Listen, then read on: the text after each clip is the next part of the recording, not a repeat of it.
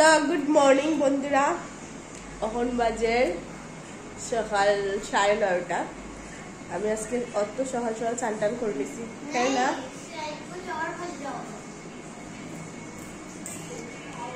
তো আজকে কালকে আমি স্নান করছিলাম না, কেন না কালকে খুব ঠান্ডা আছে। তো এর লিগে আজকে খুব তাড়াতাড়ি স্নান টান শেষ করে শুয়ে গেছি। আর আমরা আবার তো আজকে 3 দিন হয়েছে, আমরা আজকে যাইমু গিয়া। তখন আমি কিছু খাইছি না সকাল থেকে, তখন খাইলেমু কিতে কিতে খাই আর কি তারপরই বন্ধুরা সবটা দেখাইমু। তো ব্লগটা কন্টিনিউ করো, চলো।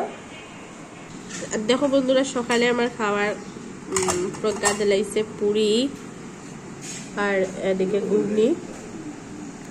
তো বন্ধুরা এইদিকে দেখুন পুরি আর সবজি নিয়ে আমি আর আমার পতিতে বইছি প্রথম খাইতে।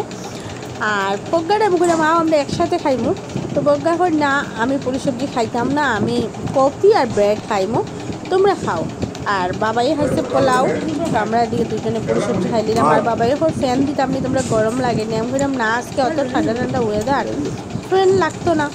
তো আমরা এদিকে খাইলাম। আর চলো ব্লগটা দেখো। তো বন্ধুরা এখন বাজে 1:30 আর আমি বইয়ে বইয়ে টিভি দেখলাম। মায়েরারও স্নান শেষ, তাইও বইয়ে বইয়ে টিভি দেখে। এদিকে প্রজ্ঞা রান্নে।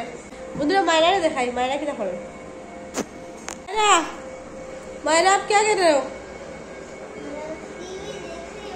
टीवी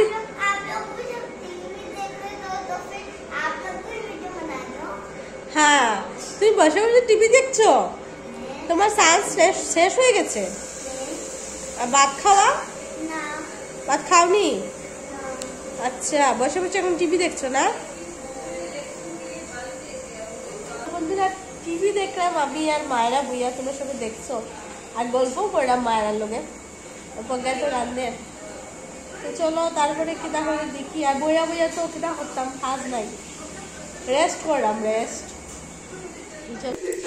তো বন্ধুরা এখন দুপুরের খানি আমি লইয়া বই গেছি।